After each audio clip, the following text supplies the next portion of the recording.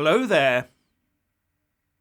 Once again we are taught that the taxman must always win.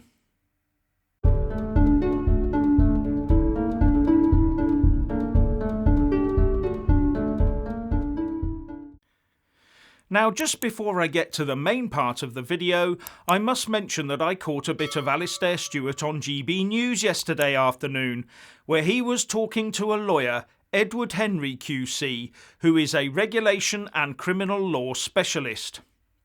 And when discussing the slightly strange response to the Partygate affair by Cressida Dick and the Metropolitan Police, Edward Henry said that he wasn't sure what the Met was legally worried about.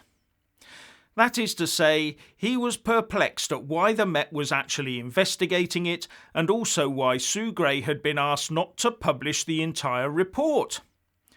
Unless, the QC said, there were other factors outside just COVID offences at play here. Interesting.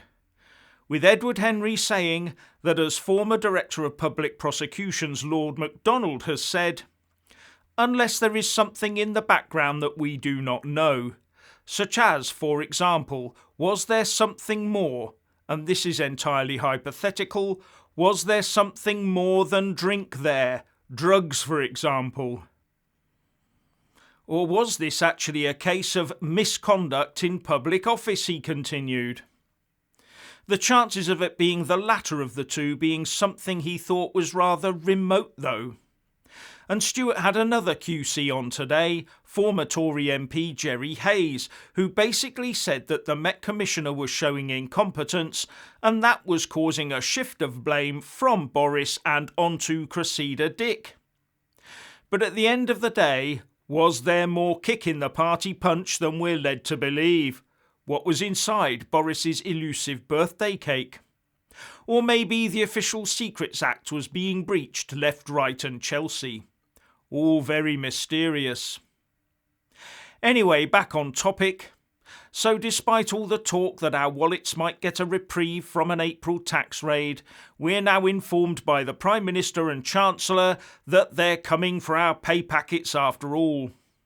Yes, Boris and Rishi have cosied up together and told the nation through an article in the Times no less that the promised tax rises are in fact on the way. And who would have thought that the Chancellor, Rishi Sunak, would be writing joint articles with someone who he was, just a few days ago, doing all he could to avoid, and especially to not look like he was supporting, after all this Partygate stuff.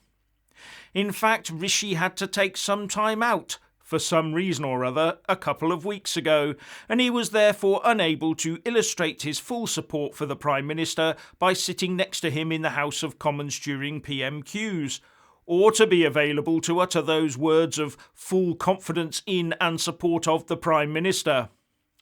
And Boris must be feeling wary of Mr Sunak after recent indications that his Chancellor has been out and about on Tory party leadership manoeuvres.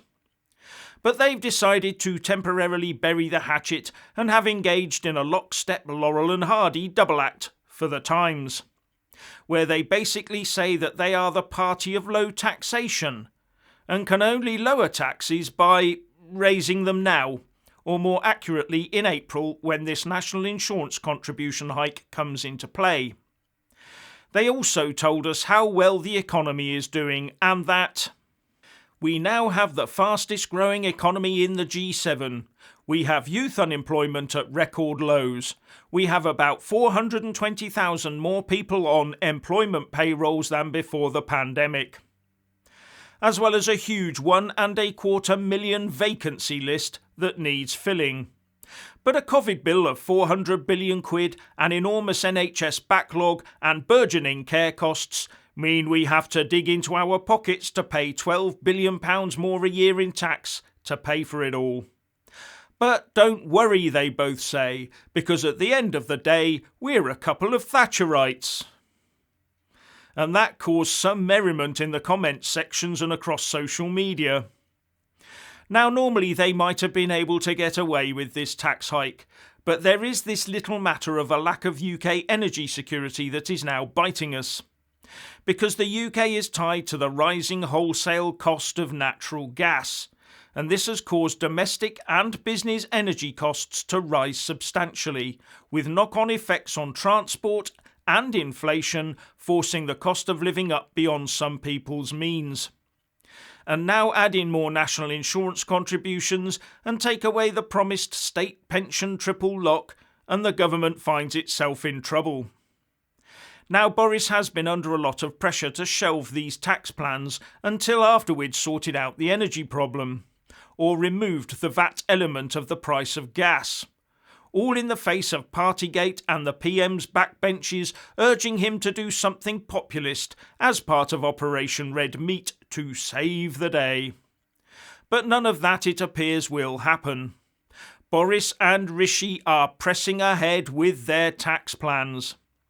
And they told the nation of this via The Times. So I take it the information was more designed to placate the big corporates and the money people. Yes, they've now been assured that inflation will rise and therefore the Bank of England will be forced to raise interest rates. The financial types will be so pleased.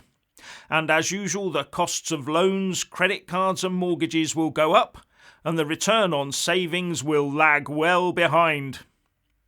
Or the Bank of England could allow inflation to stay a bit higher than its 2% limit in order to inflate the national debt away faster. And raising interest rates will strengthen the pound, making travelling abroad for the wealthier cheaper, the purchase of imported luxury goods will be cheaper, but exporting will be more expensive. Or that's the perceived wisdom. But the inflation we're experiencing now is not due to the normal cause of a booming economy, and therefore more money in people's pockets. No, this inflation is being driven by high energy prices at a time when the taxman is emptying people's pockets. So I'm not sure how this can end well for ordinary people and small business owners. Now, does this wobble, followed by a stiffening of resolve to follow through on their initial plans, indicate that Boris feels he is now safe in his seat at number 10? Possibly, but it might also be a case of political pain today in order to build up an election war chest to pay for income tax rises nearer to the 2024 general election. Take a tax slice out of everyone today, then give a bit of it back in 18 or so months' time when everyone's forgotten the previous tax rises and energy price hikes. They might even have forgotten about the 4.2 billion quid in furlough money that has been defrauded from us that the Treasury has written off. In fact, they might also either have forgotten or forgiven Partygate by then. But the one factor that many people are missing is that this energy price hike might not go away as the spring approaches. Goldman Sachs is warning that the price of natural gas could stay double the 10-year average for the next 3 years, with the main factors being how cold the weather could get and how cold relations between Russia and the West get regarding the Ukraine. And then there's the matter of where this added tax will actually go. Most people think it will disappear into the huge government administration machine and deliver very little return for the taxpayer. And many people think that these new taxes will just kill off any recovery we were about to enjoy. But there are some benefits as follows. People will have less money to spend. This will cause the economy to slow, thus putting downward pressure on the size of our carbon footprint. People will buy fewer things, eat less, drink less and travel less. Ordinary people, having already grown used to relying on the likes of Amazon during the pandemic, will now grow even more reliant on the economies of scale offered by the large corporates. More people will be forced to rely on government largesse to house, clothe and feed themselves, while the wealthy make themselves feel better by donating to the food banks the poor are queuing up at. So what's your opinion on these tax hikes? Please like and comment below. Please subscribe and like this video, buy a mug and support me on Patreon or PayPal, and thank you for watching.